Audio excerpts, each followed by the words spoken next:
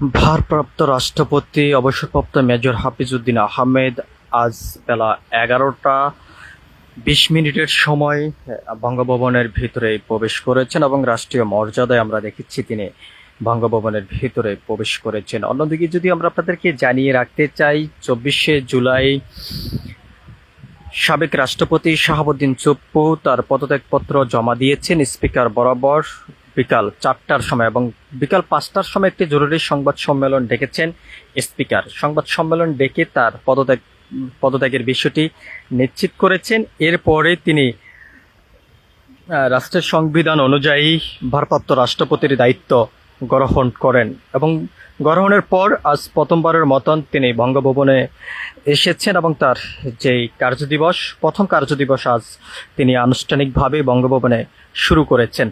আমরা আপনাদেরকে আরো একটি বিষয় জানিয়ে রাখতে চাই, তিনি অফিস করবেন বঙ্গভবনে, থাকবেন স্পিকারের বাসভবনে, এমনটি তিনি জানিয়েছেন এক সংবাদ সম্মেলনের মাধ্যমে। আমরা আপনাদেরকে এই মুহূর্তে দেখানোর চেষ্টা করছি বঙ্গভবন থেকে সরাসরি যুক্ত হয়ে, এবং সকাল থেকে আমরা দেখেছি বঙ্গভবন এলাকা জুড়ে ব্যাপক নিরাপত্তা জোরদার করা হয়েছে। কোনো ধরনের বহিরাগত লোক ভেতরে প্রবেশ যেন না করতে পারে সে বিষয় কিন্তু আইন শৃঙ্খলা রক্ষাকারী বাহিনীর একটি চৌকস টিম কাজ করে যাচ্ছে।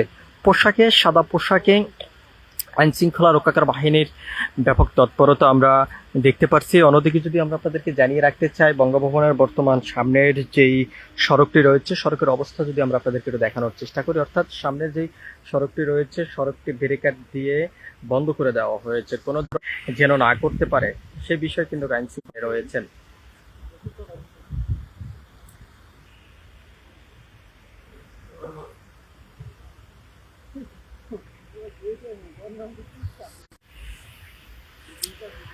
আমরা আপনাদেরকে সরাসরি দেখানোর চেষ্টা করছি। এই মুহূর্তে বঙ্গভবন থেকে সরাসরি যুক্ত হয়ে আমরা দেখেছি ভারপ্রাপ্ত রাষ্ট্রপতি বঙ্গভবনের ভিতরে প্রবেশ করার পর বিভিন্ন একাধিক কালো গাড়ি কিন্তু ভিতরে প্রবেশ করেছেন। তবে সেই গাড়িতে কে বা কারা প্রবেশ করেছেন সে বিষয়টি আমরা এখনো পর্যন্ত সুনিশ্চিত কোনো তথ্য পাইনি, তবে আমরা বেশ কয়েকবার যোগাযোগ করার চেষ্টা করছি। অন্যদিকে যদি আমরা আপনাদেরকে একটু দেখানোর চেষ্টা করি যে এই মুহূর্তে যে নিরাপত্তার যে বিষয়টি সেটি কিন্তু কঠোর অবস্থানে কিন্তু রয়েছেন আইন শৃঙ্খলা রক্ষাকারী বাহিনীর সদস্যরা, এবং ভিতরে যে সকল গাড়িগুলো প্রবেশ করছেন এবং সেই গাড়িগুলো কঠোর নিরাপত্তার মধ্য দিয়ে ভিতরে প্রবেশ করতে হচ্ছে, এমনটি কিন্তু আমরা দেখতে পাচ্ছি। আমরা আপনাদেরকে আরো একটি বিষয় জানিয়ে রাখতে চাই, ছাত্র জনতার আন্দোলনের মধ্য দিয়ে সাবেক সরকার ক্ষমতা ছাড়ার পর থেকে বিভিন্ন আলোচনা সমালোচনার কেন্দ্রবিন্দু হয়েছিলেন সাবেক রাষ্ট্রপতি শাহাবুদ্দিন চুপ্পু, এবং বিভিন্নভাবে কিন্তু রাজনৈতিক দলের নেতারা তার পদত্যাগের দাবি করেছেন, এবং সর্বশেষ তিনি 24শে জুলাই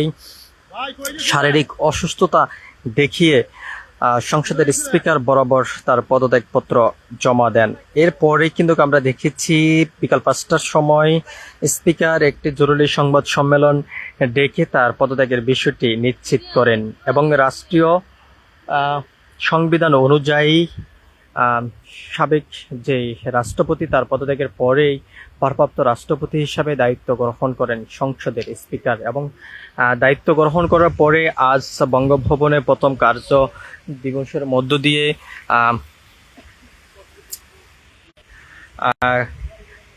প্রথম অফিস শুরু করেছেন, এমনটি কিন্তু আমরা দেখেছি। এখন থেকে প্রায় কিছুক্ষণ আগেই ভেতরে প্রবেশ করেছেন, এবং আমরা যেমনটা জানতে পেরেছি যে 2 ঘন্টা ব্যাপী কিন্তু একটি কর্মসূচির আয়োজন করা হয়েছে। বঙ্গভবনের যে সকল সহকারী কর্মকর্তা যারা রয়েছেন তাদের সঙ্গে একটি মত বিনিময় এবং পরিচিত সভা করবেন, এবং এরপরে কিন্তু আমরা জানি যে তিনি যেমনটা আমরা জানি যে তিনি বেলা 2টার সময় বঙ্গভবন থেকে বের হওয়ার সম্ভাবনা রয়েছে। তবে আসলে তিনি কখন বের হবেন সেই বিষয়টি এখনো পর্যন্ত সুনিশ্চিত কোনো তথ্য পাওয়া যায়নি। তবে আমরা যেমনটা দেখেছি যে ভারপ্রাপ্ত রাষ্ট্রপতির আগমনকে ঘিরে বঙ্গভবন এলাকা জুড়ে ব্যাপক নিরাপত্তা জোরদার করা হয়েছে। এর বাহিরে আমরা দেখেছি বিভিন্নভাবে কিন্তু আইন শৃঙ্খলা রক্ষাকারী বাহিনীর যে উপস্থিতি এর 2-3 দিন আগে ঢিলেঢালা থাকলো, তবে আজকে আমরা দেখতে পাচ্ছি অনেকটা নিরাপত্তা জোরদার করা হয়েছে ভারপ্রাপ্ত রাষ্ট্রপতির আগমনকে ঘিরে। সবকিছু মিলিয়ে যদি আমরা আপনাদেরকে জানিয়ে রাখতে চাই, এক কথা বলা যায় বঙ্গভবন এলাকা জুড়ে যেমন নিরাপত্তা জোরদার করা হয়েছে, ঠিক অন্যদিকে রাষ্ট্রপতির আগমনকে ঘিরেই কিন্তু সাজানো হয়েছে, এমনটিও কিন্তু আমরা দেখতে পারছি। সবকিছু মিলিয়ে এই ছিল এখনকার মতন আমার কাছে বঙ্গভবন থেকে ভারপ্রাপ্ত রাষ্ট্রপতির প্রবেশ করা এবং তার প্রথম কার্যদিবসের সর্বশেষ তথ্য। পরবর্তী আপডেট পেতে সবাই দেশ রূপান্তরের সঙ্গেই থাকুন। ধন্যবাদ সবাইকে।